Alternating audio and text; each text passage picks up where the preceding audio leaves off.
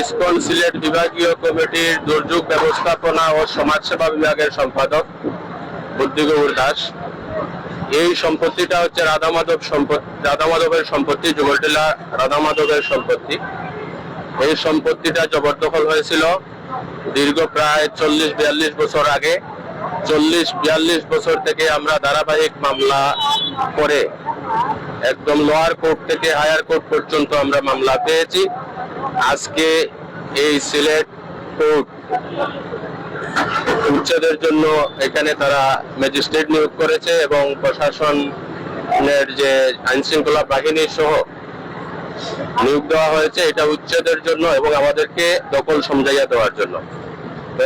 আইন এবং প্রশাসনের সহযোগিতায় আজকে আমরা দীর্ঘ 42 বছর পর এই রাধামাধবের সম্পত্তি ফিরে পেয়েছি। এর জন্য আমি মহামান্য আদালত এবং প্রশাসন এবং আপনাদের সাংবাদিক সবার সহযোগিতা কামনা করছি এবং সবাইকে ধন্যবাদ। মাননীয় যুগ্ম জেলা জজ প্রথম আদালতের সত্যজারি 2014 নম্বর মামলার নির্দেশে আজকের এই উচ্ছেদ কাজ, এটা সিলেটের শ্রী শ্রী রাধামাধব জিউ দেবতা পক্ষে মামলা দায়ের করেছিলেন। বিবাদী হচ্ছেন আসাদুদ্দিন ভৈরব, ওনার মৃত্যুতে রাজু আহমদ ভৈরব এখানে পক্ষ আছেন।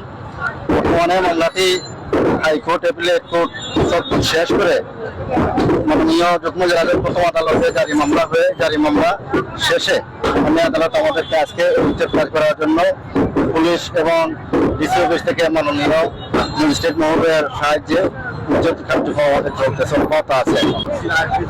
আমরা আজকে 6 ডিসিমেল এখানে দিয়ে যাবো। হ্যাঁ, আমরা আজকে 6 ডিসিমেল দিয়ে। মূলত কারণটা হচ্ছে যে এখানে জায়গার যিনি মালিক সেটা ওনার পরিবর্তে অন্যরা হচ্ছে এটা বেদখল করেছিল আর কি অবৈধভাবে। তো সেই জন্য আমরা হচ্ছে আদালতের নির্দেশনা মোতাবেক এই অবৈধভাবে যারা দখল করে আছে তাদের দখল থেকে জায়গাটাকে উচ্ছেদ করে যিনি প্রকৃত মালিক তার হাতে হস্তান্তর করার জন্য সে উচ্ছেদ অভিযান পরিচালনা করছে।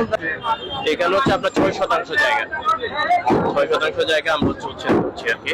আমাদের এখানে যিনি সার্ভেয়ার ছিলেন উনি পরিমাপ করে যতটুকু পেয়েছেন 6% পর্যাপ্ত সময় দেওয়া হয়েছিল ওনাদেরকে সকল প্রসিডিওর মেনে, এবং ওনারা বিষয়টা অবশ্যই ওনারাও জানেন যে পক্ষে জায়গাটা আমরা উচ্ছেদ করছি, ওনারাও জানেন এবং সকল লিগ্যাল যে প্রসিডিওর গুলো সেগুলো সব মেনটেন করে হচ্ছে এটা উচ্ছেদ করা হচ্ছে।